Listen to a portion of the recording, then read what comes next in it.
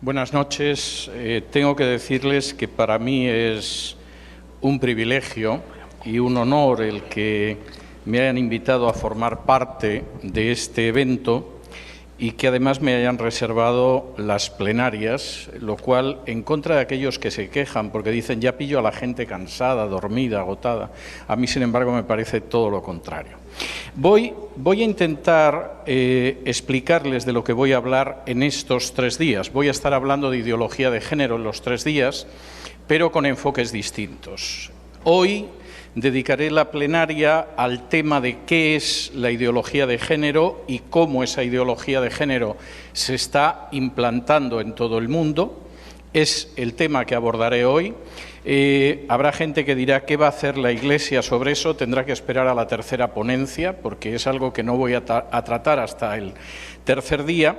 Y mañana, Dios mediante, abordaré por qué la ideología de género es importante para algunos. No es que de pronto el género humano haya enloquecido, haya decidido implantar la ideología de género como le podía haber dado por implantar el cultivo intensivo del maíz o algo de este tipo. Detrás de la ideología de género hay toda una agenda mundial a la que me referiré mañana. Pero hoy me voy a detener en la ideología de género y cómo se está implantando esa ideología de género. Para empezar, tengo que decirles que la ideología de género es un plan extraordinariamente ambicioso a la hora de cambiar al género humano. Posiblemente nos encontremos con el plan ideológico más ambicioso de la historia de la humanidad al género humano. El marxismo, el comunismo, pretendía cambiar la sociedad, pretendía crear una sociedad nueva, pero no se le pasó nunca por la cabeza el hecho de cambiar la naturaleza humana. Incluso en algunos aspectos, como podía ser la familia, el matrimonio, eran desagradablemente conservadores para los propios comunistas. Es curioso que, por ejemplo, en mi país la gente del Partido Comunista nunca contaba las posiciones que tenía la Unión Soviética sobre la familia, sobre el matrimonio, porque parecían pequeño burguesas y se suponía que iban a desilusionar a la gente que podía entrar en el Partido Comunista en España.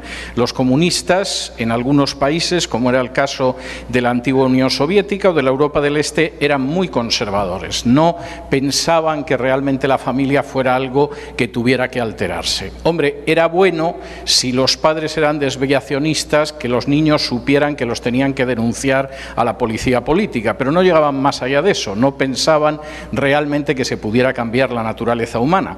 Tampoco lo pensaban los nazis.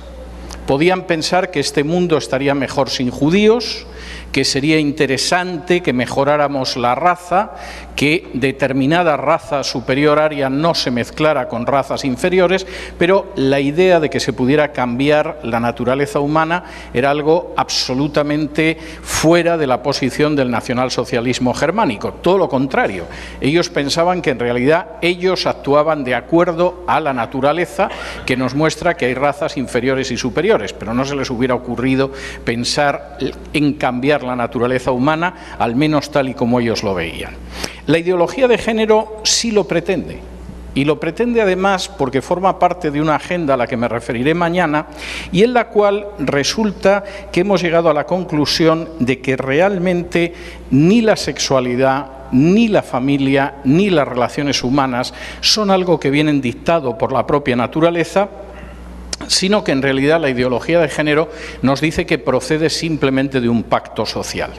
En el documento de la contrasexualidad, que es uno de los textos casi canónicos de la ideología de género, se nos dice lo siguiente: los hombres y las mujeres son construcciones del sistema heterosexual de producción y reproducción que autoriza el sometimiento de las mujeres como fuerza de trabajo sexual y como medio de reproducción. No existe una cosa natural que haga que los hombres sean hombres o las mujeres sean mujeres.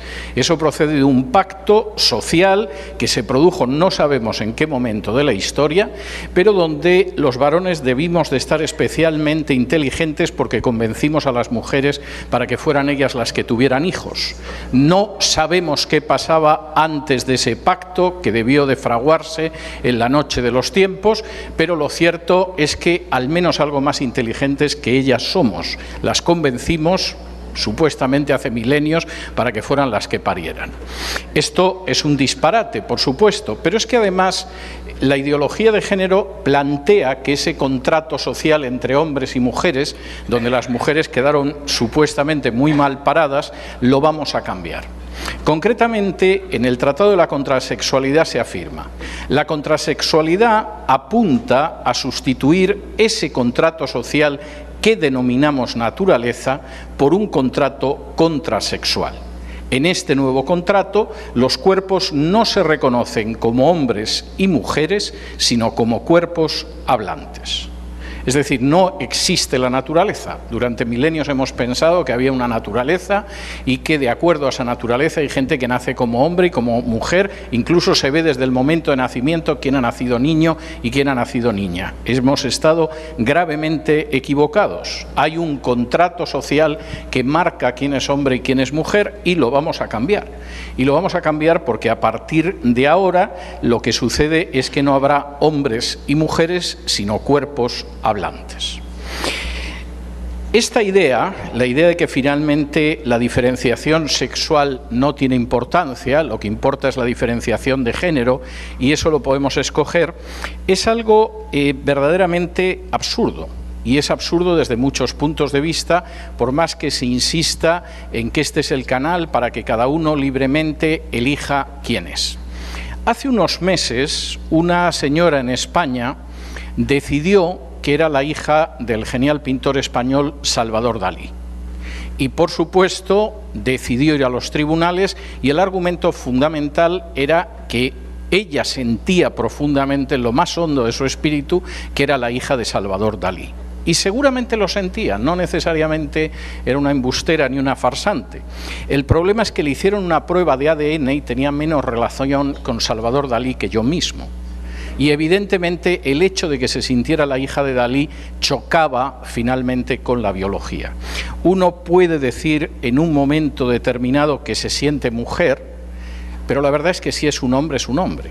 Podemos mutilar sus genitales, podemos inyectarle masivamente hormonas femeninas y los análisis nos seguirán diciendo que es un hombre mutilado y hormonado, pero hombre. Y por supuesto sucede exactamente igual con una mujer. Carlota puede decir que en realidad en lo más profundo de su corazón sabe que es Carlos. La podemos inyectar masivamente hormonas masculinas, hasta le podemos construir algo que se parezca a un pene, seguirá siendo Carlota.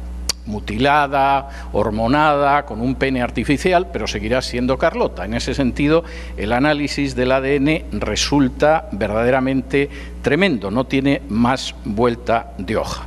Y sin embargo, lo cierto es que la ideología de género, aunque es abiertamente absurda y choca con un simple análisis no solo biológico, yo diría que simplemente visual, se impone y se impone de distintas maneras. Permítanme que en los próximos minutos les hable de cómo se impone la ideología de género y lo que pretende además la ideología de género imponer, el tipo de sociedad que pretende imponer. En primer lugar, la ideología de género se impone por la manipulación del lenguaje y el control de la comunicación. Posiblemente el psiquiatra más experto en la homosexualidad en las últimas décadas en Estados Unidos fuera el doctor Socarides. Socarides escribió varios libros sobre la homosexualidad, prácticamente solo trataba a pacientes homosexuales y al inicio de uno de sus libros él cuenta una anécdota. Dice que estaba en el salón de su casa, estaba encendida la televisión, estaba su esposa y empezaron a aparecer las imágenes del Día del Orgullo Gay. Imágenes que, como todo el mundo sabe, son elegantes, de buen gusto, sensibles. Es lo habitual en las carrozas. Y mientras él estaba viendo las imágenes, dice que de pronto escuchó que su esposa decía: a la sociedad le están lavando el cerebro. Y él en ese momento dijo: oye, pues es verdad, lo que ha dicho mi esposa es la realidad. A la sociedad le están lavando el cerebro. No es difícil hacerlo. Les voy a dar algunos datos, simplemente como pinceladas de hasta qué punto nuestra sociedad a escala global es una sociedad a la que es muy fácil lavar el cerebro. Toda la información que manejamos, entiendan ustedes por información los grandes canales de televisión, las grandes cadenas de radio, la producción de películas de entretenimiento, los documentales y hasta los dibujos animados, en un 80% dependen de tan solo 8 transnacionales. Es posible que en el país en el que ustedes viven todavía haya algún productor independiente que hace dibujos animados para niños o documentales o algo parecido, pero el 80% está en manos de transnacionales. Y esto facilita enormemente que en un momento determinado Disney decida hacer una nueva versión de La Bella y la Bestia, donde nos enteramos de que uno de los personajes sale del closet, o que en un momento determinado los dibujos que tenemos que ver, por ejemplo, en Netflix, tengan varias series de dibujos animados cargadas de ideología de género. Los protagonistas son, por ejemplo, drag queens o transexuales. No es muy complicado, con el 80% de la información en manos de tan solo 8 transnacionales, 6 de ellas norteamericanas, es bastante fácil. Porque además ustedes saben que los dibujos animados que más se consumen no son los dibujos animados de fabricación nacional. Segundo dato que parece bastante interesante y que de nuevo es simplemente una pincelada.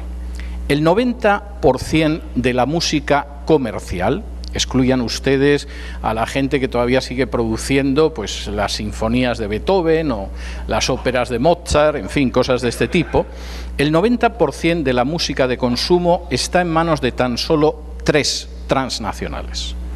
Las 3 norteamericanas. Algunos de los presidentes han expresado claramente que odian el cristianismo, no es que lo vayan diciendo todos los días, pero en alguna ocasión lo han dicho, y viendo el contenido, por ejemplo, de los vídeos musicales que se sirven en las cadenas para todo el planeta, resulta bastante claro. Es muy común el hecho de que aparece la promiscuidad sexual, a veces de una manera muy clara y yo diría que muy escandalosa. Por supuesto, hay cantidad de referencias a la homosexualidad, a la promiscuidad y al ocultismo. Es bastante fácil de expandir. Es el 90% en manos de solo 3 transnacionales. Por cierto, tengo que decirles que el 90% de la pornografía que se consume en el mundo también está en manos de 3 transnacionales. A lo mejor hay gente en el Perú, en México, en Argentina, en Guatemala, que hace vídeos pornográficos caseros, y entra en el 10% que se escapa, pero el 90% está diseñado por solo 3 transnacionales. Por si fuera poco que los productos de consumo, desde el entretenimiento a la música o la pornografía, estén en muy pocas manos, que por lo tanto pueden dirigir perfectamente el mensaje cultural, además el lenguaje es un lenguaje totalmente manipulado por la ideología de género. Por ejemplo, no hablamos de aborto hace mucho tiempo, de hecho solo los cristianos hablamos de aborto y seguimos utilizando la palabra aborto. A partir de los años 80 se convirtió en interrupción voluntaria del embarazo, que suena mucho mejor que aborto, reconozcámoslo. Pero claro, incluso interrupción voluntaria del embarazo implicaba que se interrumpía el embarazo, de manera que lo que utilizamos ahora es salud sexual y reproductiva. ¿Y quién estaría en contra de la salud sexual y reproductiva? En realidad nos gustaría que el sexo y la reproducción fueran saludables. El problema es que la salud sexual y reproductiva es el letrero, es el cartel que se coloca sobre las leyes de aborto. Y todas las leyes de aborto que ahora mismo se están impulsando en la América hispana son leyes de salud sexual y reproductiva. Por supuesto, también utilizamos palabras mordaza. Si alguien en un momento determinado pretende cuestionar los principios de la ideología de género es porque es un homófobo o un fanático o una persona excesivamente religiosa. y es una palabra que calla a cualquiera. De pronto te disparan en un debate homófobo y tienes que tener mucha claridad de ideas y mucha valentía como para seguir hablando como si no te hubieran dicho cualquier cosa. Es una palabra mordaza. Y lo son también, por ejemplo, el hecho de que en un momento determinado se utilicen argumentos totalmente falaces. Por ejemplo, ¿por qué no se van a casar dos homosexuales si se quieren? Esto a mí me recuerda un chiste de mi infancia en que había alguien que preguntaba: ¿a usted le parece bien que los curas se casen? Y la respuesta era: hombre, si se quieren. Bien, evidentemente había un elemento gracioso en la idea de que el que lo escuchaba pensaba que era entre sí. Eso que hace décadas era simplemente un chiste se ha convertido en una realidad. Si dos personas se quieren, deberían poder casarse. La realidad es que eso es una falacia lógica. Nadie piensa que porque un padre y una hija tengan deseos incestuosos deberían casarse. Nadie piensa que porque dos hermanos se deseen sexualmente, y ha sucedido a lo largo de la historia en no pocas ocasiones, tengan derecho a casarse. La sociedad todavía excluye el incesto de las posibilidades de matrimonio. ¿Por qué debería aceptar un matrimonio entre personas del mismo sexo? ¿Por qué debería aceptar un matrimonio, por ejemplo, con un animal? Hay gente que quiere bastante a los animales de compañía, hay gente que ocasionalmente tiene relaciones sexuales con animales de compañía, eso no aparece en el Levítico por capricho de Moisés ni cosa parecida, pero a nadie se le ocurriría, por lo menos de momento, que permitiéramos que se casara un ser humano con un animal. Y de momento, pero solo de momento, pensamos que es odiosa la idea de las relaciones sexuales con niños, aunque la persona que me precedió en el uso de la palabra pudo mostrar cómo cada vez se reduce más la edad para tener relaciones sexuales con niños y, por ejemplo, el Código Penal español, que es una invitación a la paidofilia, permite ya tener relaciones con criaturas de 12 años. De manera que la ideología de género, en primer lugar, se impone a través de los medios de comunicación y de la manipulación del lenguaje. Acabamos aceptando los argumentos de por qué no si se quieren, acabamos aceptando que cualquiera que cuestione la ideología de género es un homófobo y por lo tanto un personaje cercano al racismo o a otros pecados sociales peores y por supuesto vamos asumiendo todo lo que aparece a través de los medios de comunicación. Es curioso porque en mi país fue una novedad en los años 90 cuando en una serie de televisión apareció el primer personaje homosexual positivo, despistado, simpático, se llamaba Tío Willy. A partir de este siglo prácticamente no hay una serie de comedia en España donde no haya un personaje homosexual positivo. Por supuesto tengo que decir que los padres de familia generalmente son unos imbéciles. De hecho, gracias a Dios, tienen un hijo adolescente que se da cuenta de que su padre es un idiota. Y las madres no son tan malas como los padres, pero son unas histéricas. Y claro, es comprensible que si uno tiene un padre idiota y una madre histérica, pues busque vivir la vida de otra manera, porque vivir en casa con esos padres tiene que ser un auténtico calvario. Menos mal que siempre hay un vecino en el tercero A que es homosexual y te puede aconsejar. La segunda vía de imposición de la ideología de género es la educación. Y esta es una batalla que en estos momentos se está librando ferozmente en algunos países de Hispanoamérica, pero en otros países es una batalla que prácticamente se perdió hace años, como es el caso de España. Yo ignoro si la gente que ha lanzado la ideología de género y que intenta imponerla conoce la famosa frase de los jesuitas de dame un niño hasta los 7 años y lo tendré toda la vida. Pero si no la conocen, como si la conocieran, porque es así. De hecho, la ideología de género pretende controlar la educación cada vez en fases más tempranas. En España, la Ley de Educación para la Ciudadanía, que empezó en torno al año 2005 y que suena bien. De nuevo, la manipulación del lenguaje. ¿Quién no querría que sus hijos fueran educados para ser buenos ciudadanos? Es una ley que fundamentalmente es un canal para la ideología de género. Hay que aprender a tocar a otros niños del mismo sexo o de distinto sexo en el jardín de infancia. Con 3 años a los niños se les enseña la ideología de género, a ser posible con profesores visitantes que sean homosexuales.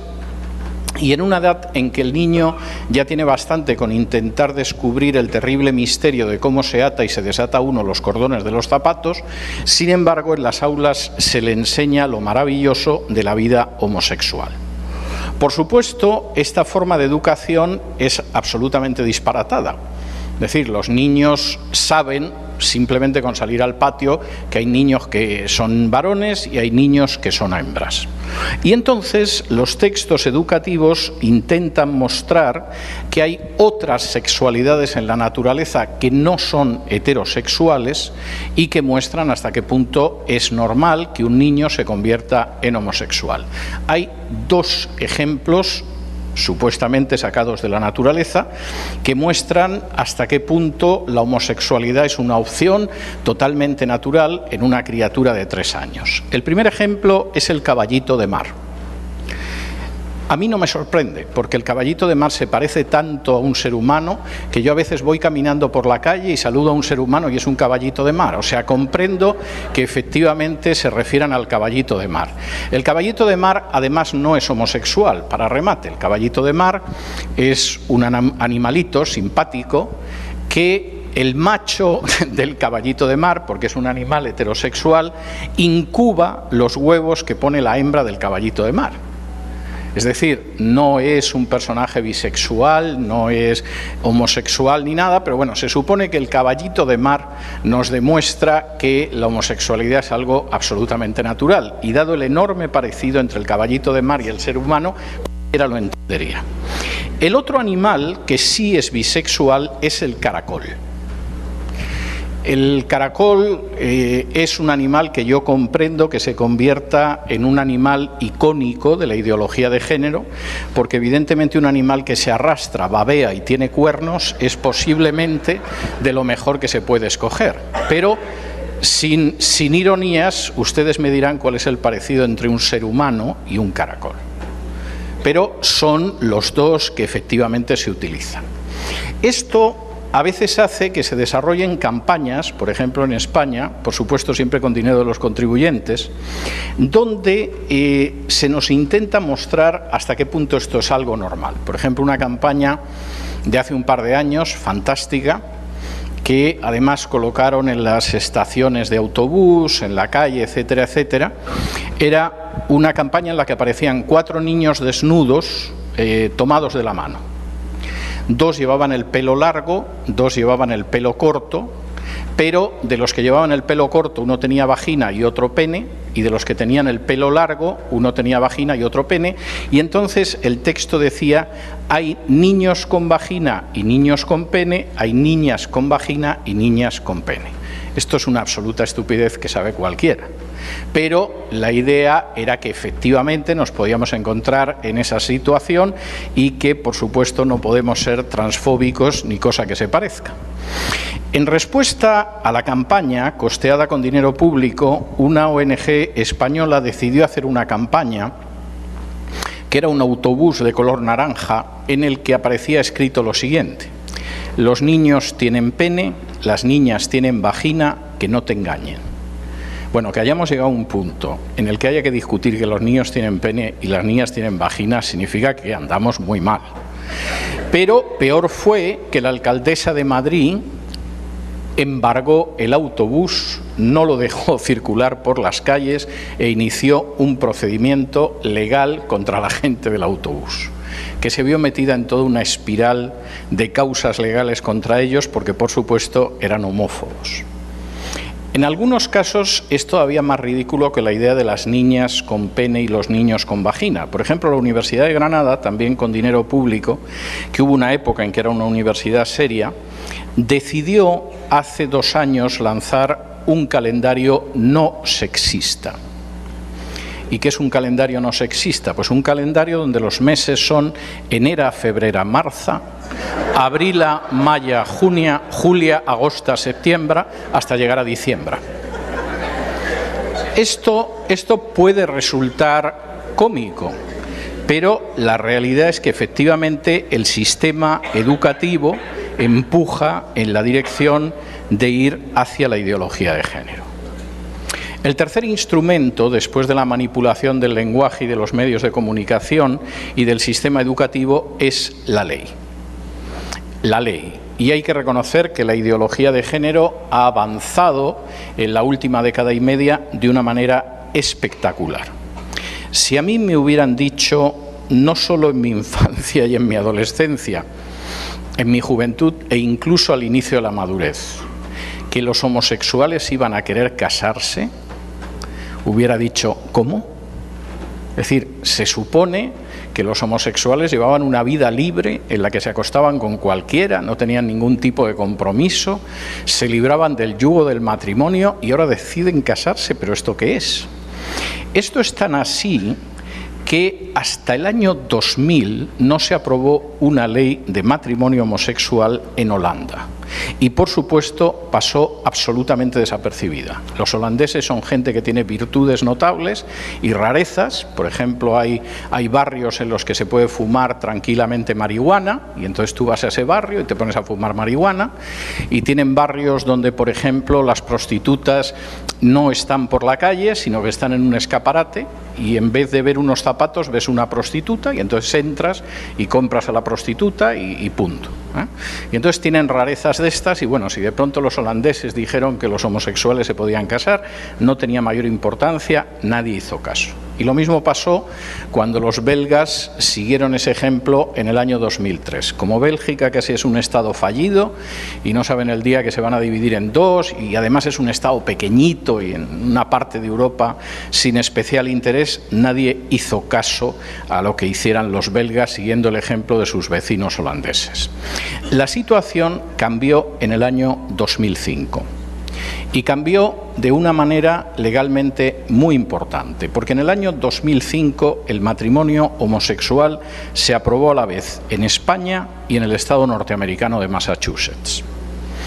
España no es un país de especial relevancia, pero la idea es que efectivamente, dado que buena parte de la legislación española se copia o se adapta en Hispanoamérica por la cercanía no solo del lenguaje, sino de los sistemas legales, más tarde o más temprano eso saltaría a este lado del Atlántico. Lo de Massachusetts era clarísimo. Si conseguimos que en un estado, aunque sea Massachusetts, se apruebe el matrimonio homosexual, esto va a llegar más tarde o más temprano a todo Estados Unidos. En el año 2010, Argentina aprobaba el matrimonio homosexual. La deuda pública de la Argentina era como para que aprobaran en aquel momento cualquier cosa, vamos, hasta el exterminio de los indios que pudieran quedar en ese país. En el año 2013 fue Uruguay, en el 2016 Colombia, y ahora mismo no hay un solo país de Hispanoamérica donde esa no sea una batalla legal que se esté dando verdaderamente a cara de perro. En el caso de Estados Unidos fue terrible, porque en Estados Unidos intentaron implantarlo, sabedores de que nunca pasaría por el Congreso o el Senado, intentaron implantarlo a través de referéndum en los distintos estados. Ni en California salió adelante el matrimonio homosexual por un referéndum. Ni en el hiperliberal estado de California estaban por aceptarlo. Al final salió adelante mediante el voto de un juez conservador, el juez Kennedy, fíjate de los conservadores y no corras, que por un solo voto de diferencia decidió aplicar una serie de beneficios a una pareja homosexual que obligaba a reconocer esos mismos beneficios y, por lo tanto, el matrimonio homosexual en todo Estados Unidos. Yo recuerdo perfectamente cuando se dictó esa sentencia en Estados Unidos. Estaba en casa trabajando, escribiendo en el ordenador, de pronto me saltó la noticia y lo primero que pensé es de qué han servido tantos desayunos de creyentes con congresistas, con senadores, con presidentes, con la mujer del presidente, con el primo del vicepresidente, si al final hemos llegado a una situación en la que el cambio de un voto hace que la primera potencia del mundo apoye el matrimonio homosexual. No es la única ley impulsada por la ideología de género. En segundo lugar, están leyes que acaban con el principio de igualdad ante la ley y que son las denominadas leyes de violencia de género. Es decir, de nuevo, manipulamos el lenguaje, apelamos a los sentimientos de la gente. ¿A quién le gusta ver a una mujer maltratada? A nadie, a todo el mundo le causa horror, de manera que vamos a crear leyes de violencia de género en que desaparece la familia. No hay una ley de violencia doméstica, no hay una ley de violencia familiar, sino solo de género. Castigamos fundamentalmente la violencia del hombre hacia la mujer y castigamos al hombre más de lo que castigaríamos la violencia femenina. En el caso de España, donde hay varias leyes de violencia de género regionales, a cual más espantosa, en concreto los hombres reciben el doble de pena por el mismo acto de violencia que las mujeres. De manera que si una mujer le da un sartenazo a su esposo, cosa evidentemente censurable, la pena que recibe es la mitad que la del hombre. Aparte de eso, el hombre tiene que demostrar que es inocente. Es decir, no es inocente mientras se demuestre lo contrario. Se parte de la base de que es culpable, se le detiene y se le aplican una serie de medidas hasta que pueda demostrar su inocencia, si es que lo puede demostrar. La ley de violencia de género no ha solucionado la violencia, porque la violencia doméstica no solo es violencia de género y no solo va del varón a la mujer. Es que además, según un grupo de juezas, no jueces, juezas en España, el 80% de las denuncias son falsas. En última instancia, decir que tu pareja o tu marido te ha golpeado, aunque sea falso, es algo que te permite hacerte con la custodia de los hijos, con el hogar conyugal y con distintas subvenciones a cargo del Estado. Es una maravilla. Y el problema es que en muchos casos es falso. Hace unos días estaba entrevistando a una abogada española que se dedica a enfrentarse con toda la inmundicia legal que deriva de la ley de violencia de género y me contaba uno de los últimos casos. Un cliente suyo había sido acusado por su amante, por la mujer con la que vivía, de haberla golpeado. Esta mujer se había presentado, inmediatamente al hombre le habían detenido, se suponía que era culpable, el domicilio se lo dieron a la mujer, le adjudicaron una serie de ayudas y de pronto la abogada empieza a leer el informe de la doctora y ve que en el informe dice que las lesiones que presentaba esta mujer eran autoprovocadas, ella misma se había hecho las lesiones. Citan en el juicio a la doctora. Y la doctora dice, sí, las lesiones fueron autoprovocadas, fueron autoinfligidas y además me contó mientras la examinaba que lo había hecho ya más veces. Condenaron al hombre. Y esto no es algo en absoluto excepcional, es muy común. Y por cierto, tengo que decirles que aparte de la ley de violencia de género y del matrimonio homosexual, estamos cada vez avanzando más hacia leyes que permitan la paidofilia. De hecho, hay defensores dentro de la ideología de género que dicen claramente que hay que poder tener de manera legal relaciones sexuales con niños y, por supuesto, dan un argumento absolutamente falaz pero conmovedor. ¿Quién puede instruir mejor en el sexo a un niño que un adulto? La pregunta es, ¿qué diablos de necesidad tiene un niño de que lo instruya sexualmente un adulto? Es algo, el sexo, que entrará en su vida en un momento concreto de su desarrollo cuando precisamente ya no sea un niño. Pero no tiene ningún sentido que sea así. Con todo y con eso, en España con 12 años se puede mantener relaciones sexuales con niños. Es un código penal que es una invitación a la paidofilia. Cuarto elemento legal importante. Las leyes contra la discriminación de género. De nuevo, la manipulación del lenguaje es maravillosa.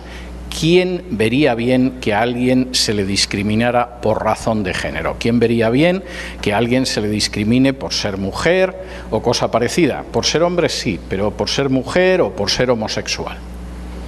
El problema con las leyes contra la discriminación de género, que en España están, por ejemplo, vigentes en 11 de las 17 comunidades autónomas, es que plantean serios problemas para aquellos que no están de acuerdo con la ideología de género. Por ejemplo, un profesor que no esté dispuesto a aceptar, enseñar la ideología de género, primero es amonestado, después es multado, Después puede perder el puesto e incluso puede enfrentarse con una pena de prisión de hasta 2 años.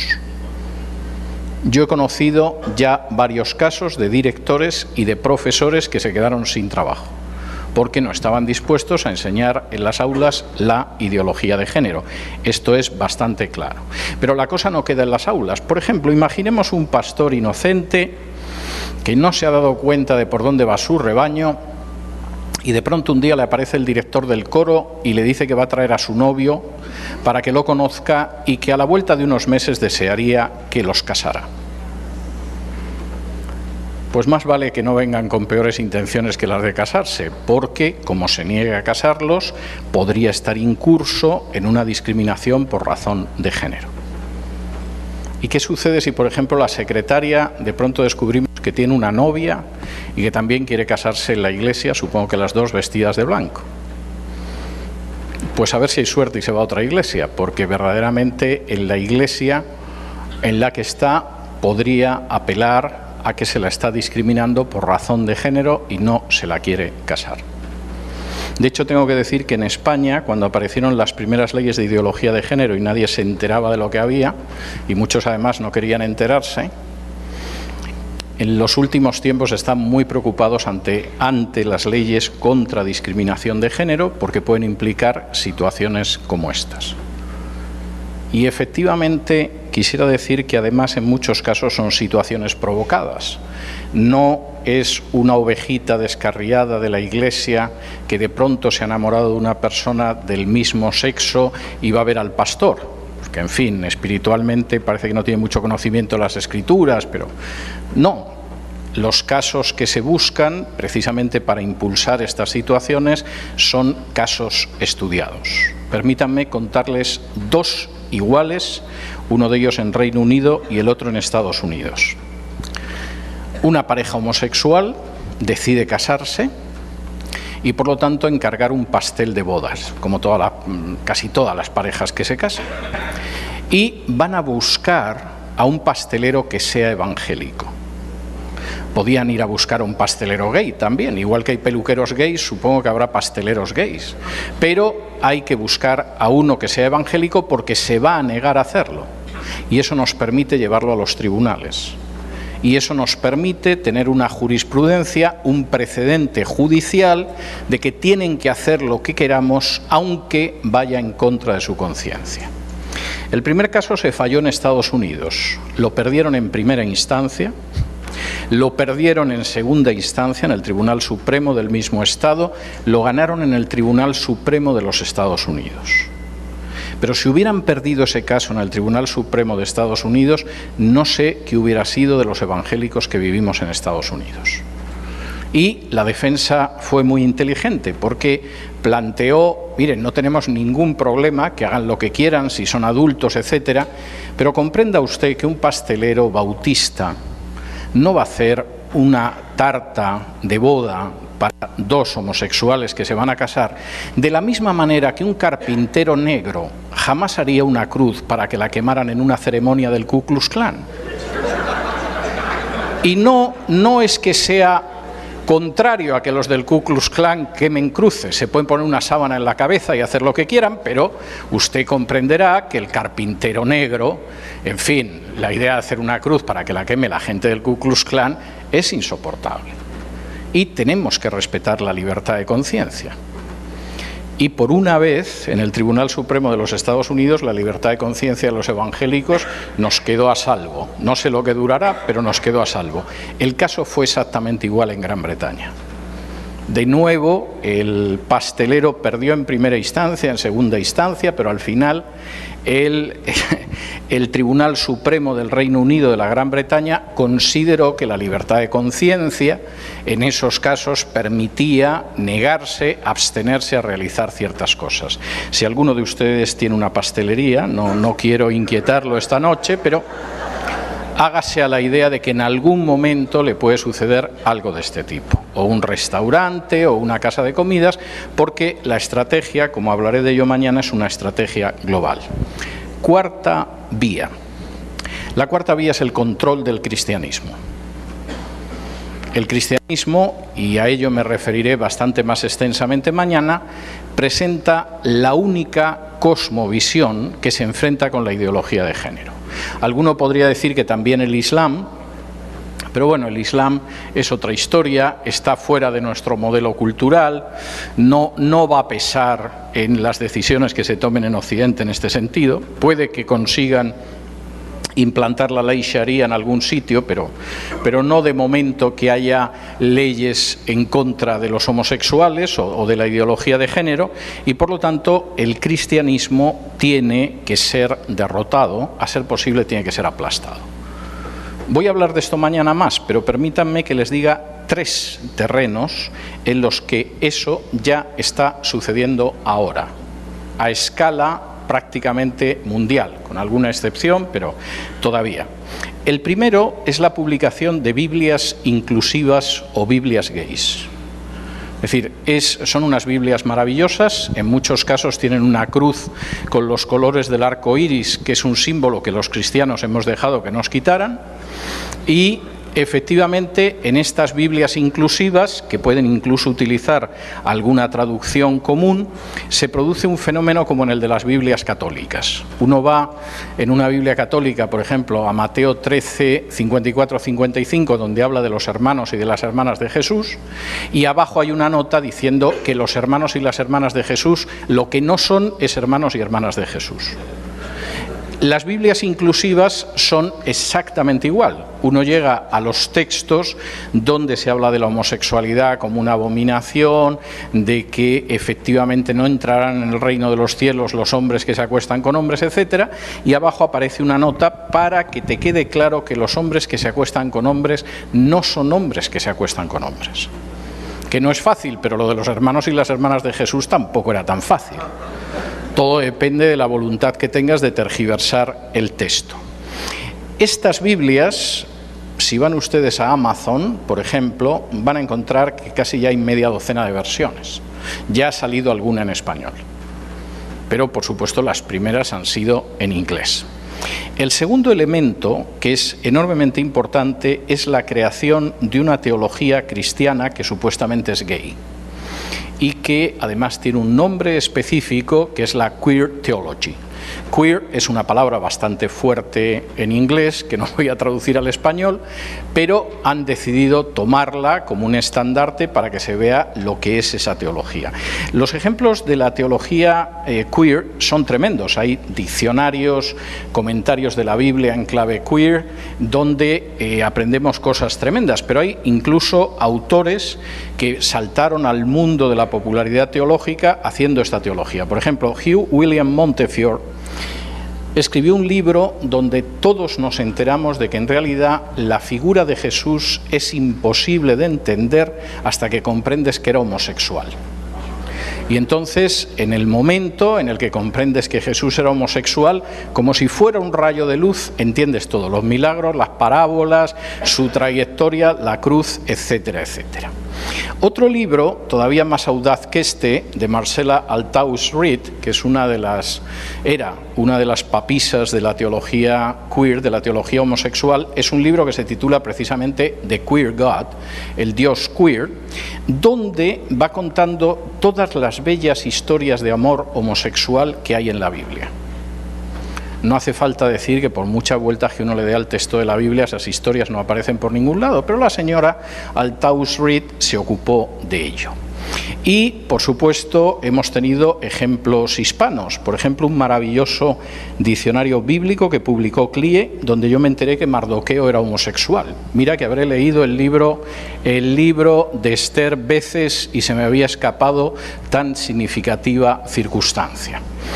Y, sobre todo, un libro maravilloso, también editado por CLIE, no crean que tengo nada en contra de la editorial, ha publicado cosas muy buenas durante años, que se titula El Evangelio Subversivo, escrito por un teólogo y misionero evangélico en Hispanoamérica que se llama Tom Hanks, que es un comentario del Nuevo Testamento en clave homosexual. Aprendemos muchas cosas en ese libro. Por ejemplo, que el hecho de que José no pensara en divorciarse de María, pero luego la acogiera al saber que lo que llevaba en su seno era obra del Espíritu Santo, es un ejemplo de familias que no son heterosexuales ni convencionales. Por ejemplo, aprendemos también que cuando Jesús curó al criado del centurión, en realidad estaba curando al amante del centurión, y de esta manera Jesús respaldaba y legitimaba las uniones homosexuales. Aprendemos que en Apocalipsis, cuando aparece el ángel con el arco iris de fondo, es como un maravilloso día de desfile del orgullo gay. Y sobre todo lo que aprendemos, que es verdaderamente extraordinario, es que Juan, el apóstol, era el novio de Jesús, mantenían una relación homosexual de carácter sexual y era conocido por todo el mundo, lo cual implicaba hasta qué punto Jesús aceptaba la homosexualidad. Que una editorial conservadora publique un libro de un misionero y profesor de teología con este contenido muestra hasta qué punto esto no va a suceder mañana. Esto puede suceder en cualquier momento y ya está sucediendo. La tercera manera de intentar controlar el cristianismo es la infiltración en organismos denominacionales e interdenominacionales. Y esto es bastante grave. En España, el organismo que reúne al 70-80% de los evangélicos, que es FEREDE, tiene alguna denominación que casa homosexuales y además da seminarios interesantísimos justificando por qué hay que casar homosexuales. Y no es lamentablemente una excepción. Los Bautistas del Sur, que es una denominación conservadora en Estados Unidos, lo ha sido siempre y siempre ha sido muy bíblica, llevan convención tras convención con un grupo que pretende que se admita la posibilidad de casar parejas homosexuales. Y alguno dirá, los bautistas nunca lo consentirían. Hasta ahora no. Pero los menonitas ya hace años dieron permiso para poder casar a parejas homosexuales. No estás obligado, pero si alguna iglesia quiere casar parejas homosexuales lo puede hacer, y algunas iglesias lo hacen ya en Estados Unidos. Y eso ha pasado con otras denominaciones que son bastante conservadoras, de modo que el avance es un avance indudable y se está haciendo en distintos terrenos, a través de los medios, a través de la manipulación del lenguaje, a través de la educación, a través de la ley y a través de la inyección de esa ideología de género dentro del cuerpo del cristianismo. ¿Y qué pretende esa ideología de género? Y les voy a explicar esto y les voy a liberar de mi presencia. ¿Cuál es la finalidad? Pues el manifiesto de la contrasexualidad lo explica muy claramente. Aparte de decir que vamos a sustituir ese contrato social que llamamos naturaleza, pero la naturaleza no existe. Y en ese nuevo contrato contrasexual los cuerpos ya no serán hombres ni mujeres, sino cuerpos hablantes, el manifiesto empieza comentando cómo va a cambiar la sociedad y qué sociedad va a nacer de la aplicación de la ideología de género. Por supuesto, el manifiesto, que en última instancia podrá estar escrito por una mente perversa, pero no estúpida, parte del enorme problema que significa que por mucho que se hable de que somos hombres o mujeres por un contrato en el cual los varones engañamos a las mujeres para que dieran a luz, la verdad es que cualquiera distingue a un hombre de una mujer. El hombre puede ser muy guapo y la mujer puede ser muy fea, pero seguimos viendo que es un hombre y una mujer. Y no necesitamos desnudarlos. O sea, simplemente, a simple vista, yo puedo ver que hay un hombre, una mujer, un hombre, una mujer, un hombre, un hombre, una mujer, un hombre. Y eso no implica que tenga un especial talento, De hecho, no es así. ¿Cómo salvamos el problema de que los hombres y las mujeres a simple vista son hombres y mujeres? Bueno, y así los desnudamos, salta todavía más a la vista que no son iguales. Pues tenemos que encontrar un punto sexual en el cuerpo humano que permita decir que no hay una diferencia entre el hombre y la mujer. Y lo han encontrado. Y es el ano. Yo no soy un experto en anos, como pueden imaginarse, pero estaría dispuesto a aceptar que simplemente viendo un ano soy incapaz de saber si es de un hombre o de una mujer. Confieso humildemente mi incapacidad para diferenciar sexualmente a un ser humano por el ano. Precisamente por eso el Manifiesto de la Contrasexualidad considera que es importante. Escuchen ustedes. El ano es el espacio erógeno a potenciar. Es el espacio neutro para todos los cuerpos hablantes. El ano es el centro erógeno universal situado más allá de los límites impuestos por la diferenciación sexual. El trabajo del ano no apunta a la reproducción ni al nexo romántico. Esto parece una locura, pero es el Manifiesto de la Contrasexualidad. Y efectivamente, el ano de un hombre y de una mujer me sospecho que no es tan distinto, mientras que si los miramos por delante la diferencia salta a la vista. ¿Y cómo va a ser esa sociedad nacida de la ideología de género? Permítanme que les lea algún aspecto. Primero, la sociedad contrasexual demanda que se borren las denominaciones masculina y femenina. Segundo, cada cuerpo llevará un nuevo nombre que escape a las marcas de género. Tercero, tras la abolición del sistema de reproducción heterocentrada, la sociedad contrasexual impone abolición del contrato matrimonial, abolición de los sistemas de transmisión y legado de los privilegios patrimoniales y económicos adquiridos por los cuerpos hablantes en el marco del sistema heterocentrado, universalización de las prácticas estigmatizadas como abyectas, resexualizar el ano, parodiar y simular nuevas formas orgásmicas no relacionadas con el romanticismo, pudiendo desvelar los beneficios de la violencia y el dolor. La relación contrasexual será válida y efectiva por un periodo de tiempo limitado. Nunca debe suponer la totalidad de la vida del cuerpo hablante. No conducirá jamás al acto de reproducción.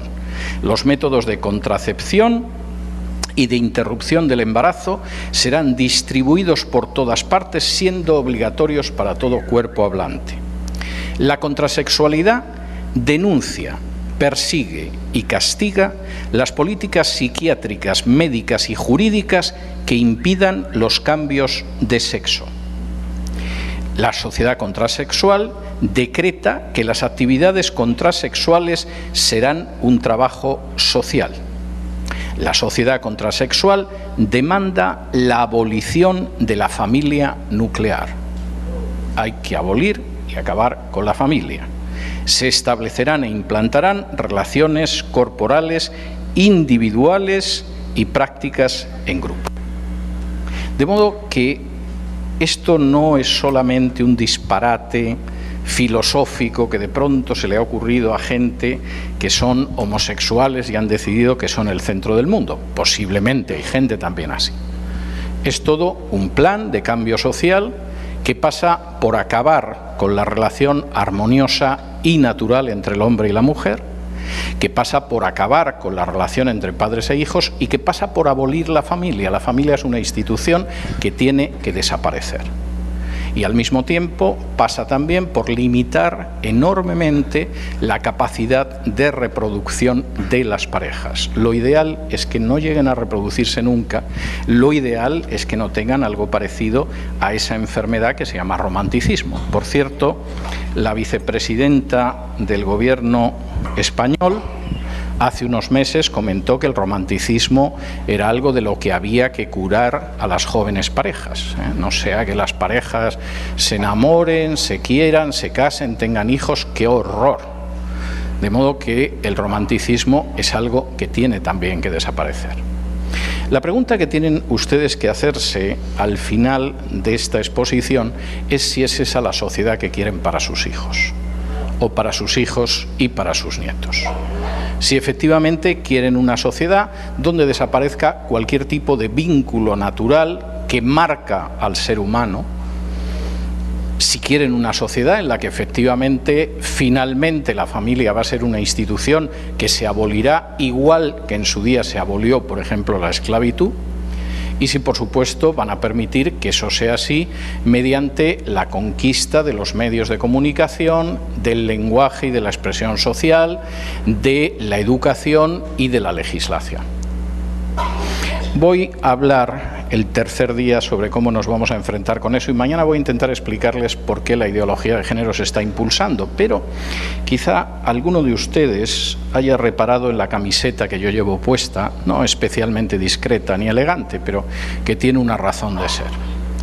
La camiseta que llevo puesta, la remera, la llaman en algún sitio, recoge una frase de uno de los padres de los Estados Unidos, de Alexander Hamilton, posiblemente uno de los 3 o 4 más brillantes de los padres fundadores de Estados Unidos, persona de extracción paupérrima, era muy pobre, nació en una isla del Caribe y se marchó a lo que todavía eran las colonias inglesas para poder prosperar, lo que luego serían Estados Unidos, y persona que en un momento determinado, después de haber tenido un papel importantísimo en la independencia de Estados Unidos y en la forja del sistema norteamericano, fue una persona que se volvió hacia Dios. Hasta tal punto que, por ejemplo, su muerte fue una muerte que todos los testimonios que hay era de que la gente se había quedado impresionado por la forma en que se despidió de su esposa, se despidió de los amigos y marchó a reunirse con el Señor. Y este personaje, que se llamaba Alexander Hamilton, en un momento determinado pronunció una frase que era la base de su vida política, y es lo que yo llevo aquí puesto. Una frase que dice: si no eres capaz de ponerte en pie para defender algo, acabarás cayendo por cualquier cosa. El gran problema, uno de los grandes problemas que hemos tenido en las últimas décadas, es que no hemos sido muy capaces de ponernos en pie para defender lo que teníamos que defender. Y cuando uno no se alza para defender lo que tiene que defender, es muy fácil ir cayendo en cosas en las que nunca deberían caerse. En la vanidad, en la soberbia, en un lujo injustificado, en una codicia ridícula para cualquiera que la mire con un poco de sensatez, en una comodidad absoluta, en la falta de compromiso, en una serie de cuestiones en las que se supone que nunca deberíamos caer. Pero efectivamente, cuando uno no se alza en pie para defender aquello que tiene que defender, acaba cayendo por cosas que realmente no merecen la pena. Este es el momento de que todos ustedes se pongan en pie. Muchas gracias.